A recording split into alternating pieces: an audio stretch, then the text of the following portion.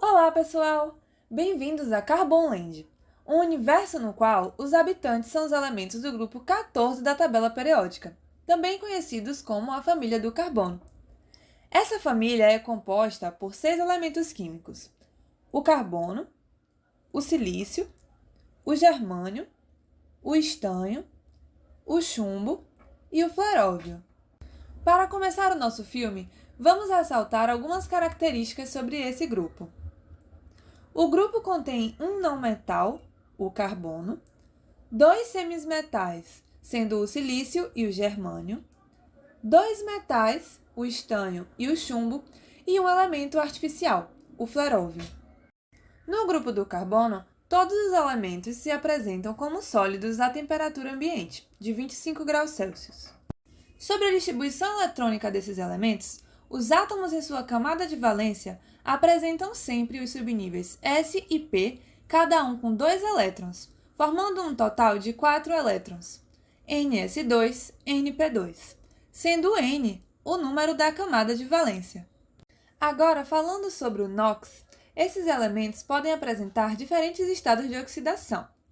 Os estados de oxidação mais 4 e mais 2 são particularmente notáveis. Isso porque o estado de oxidação mais 4 é o comum para todos os elementos do grupo 14. Neste estado, o elemento está doando 4 elétrons. Já o NOx mais 2 é relevante porque há uma tendência neste grupo de que os elementos se tornem mais estáveis à medida que você desce. Isso acontece devido à blindagem e ao efeito da diferenciação energética entre perder 2 ou 4 elétrons.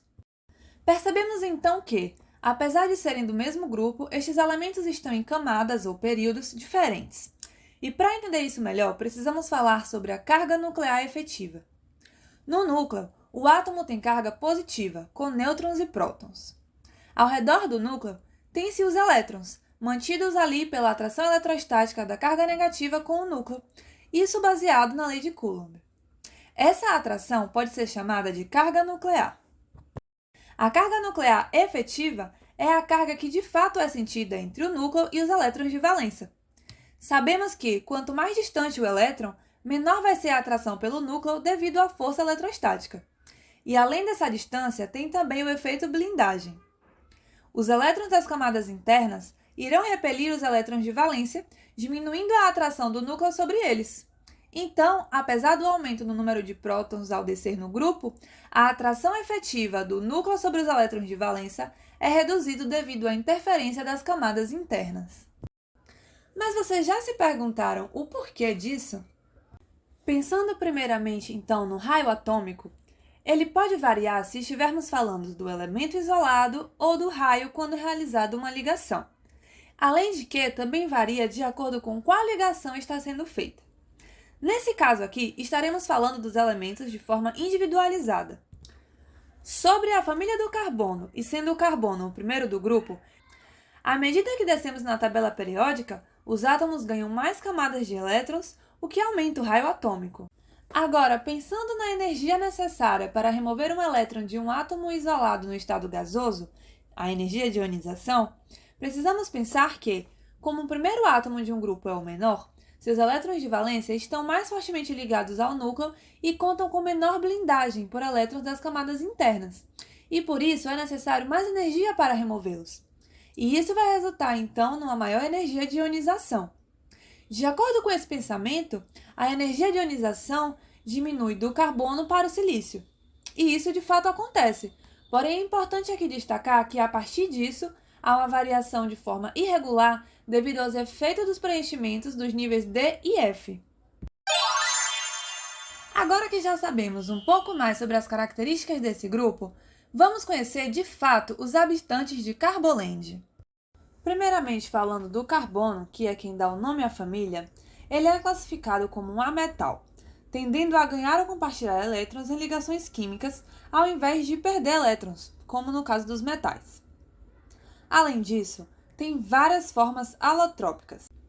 Os alótropos diamante e grafite são os mais conhecidos do carbono, mas existem outros como o grafeno e as formas amorfas, como o carvão.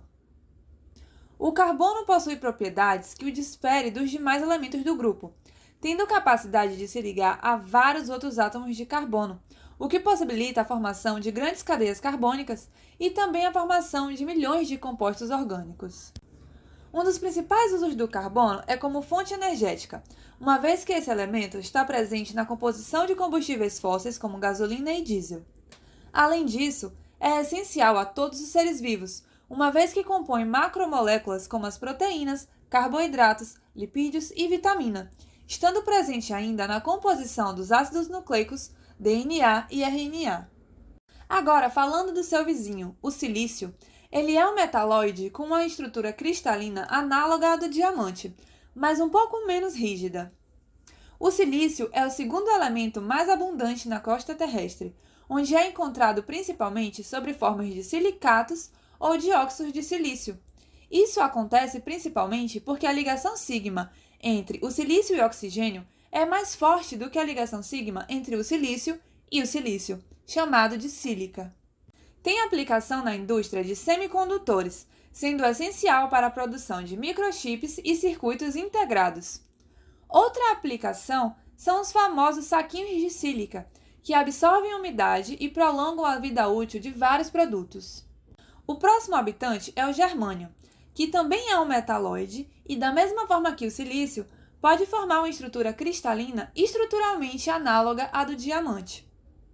É muito utilizado em dispositivos semicondutores, especialmente em transistores de alta velocidade e lentes ópticas. Já o estanho é um metal relativamente macio, maleável e anticorrosivo.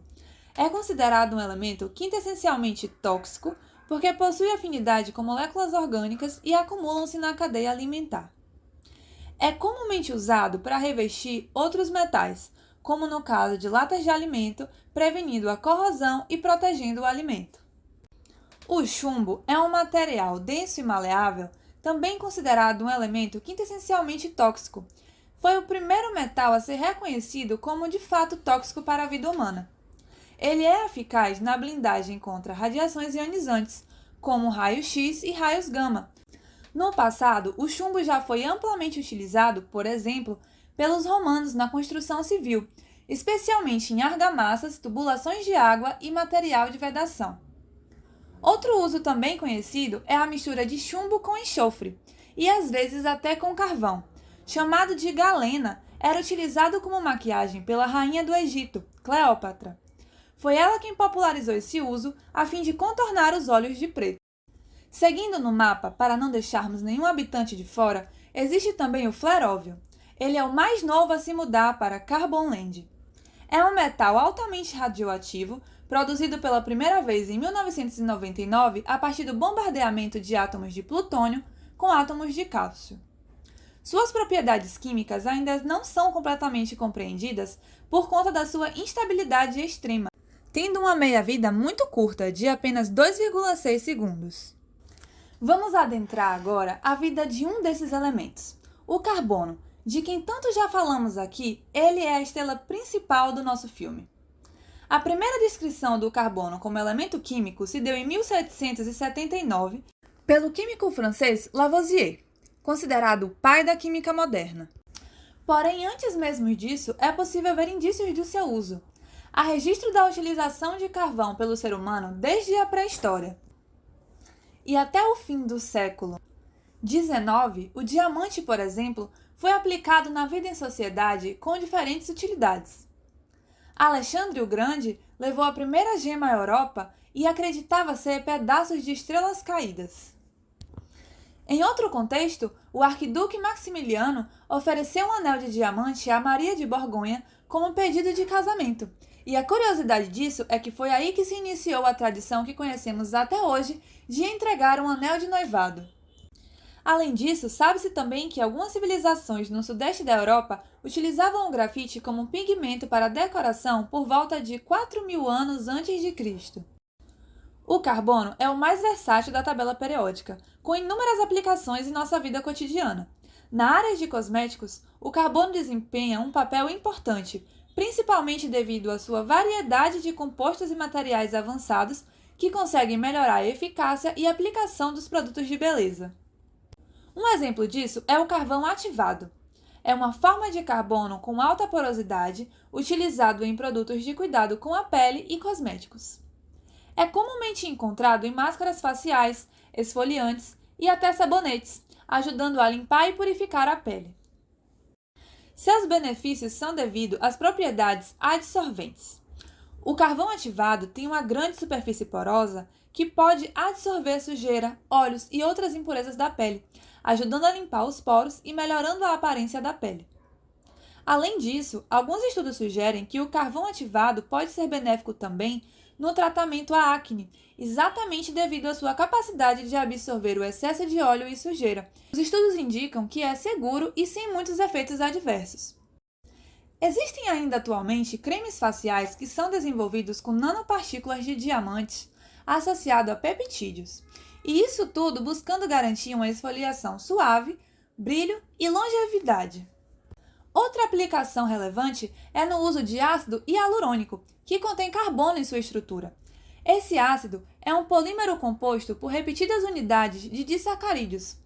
Essas unidades repetidas se ligam para formar longas cadeias poliméricas, e é isso que dá ao ácido hialurônico suas propriedades únicas, como a capacidade de reter grande quantidade de água, o que é essencial para a hidratação e elasticidade da pele.